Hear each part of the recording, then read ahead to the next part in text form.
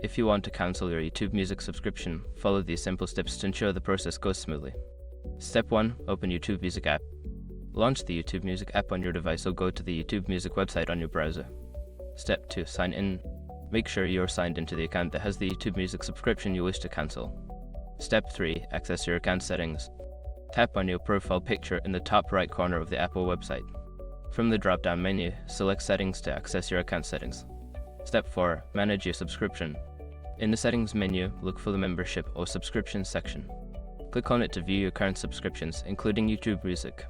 Step 5. Cancel subscription. Find the option to cancel your YouTube Music subscription. Follow the prompts to confirm the cancellation. Make sure to read any information regarding the end of your subscription period.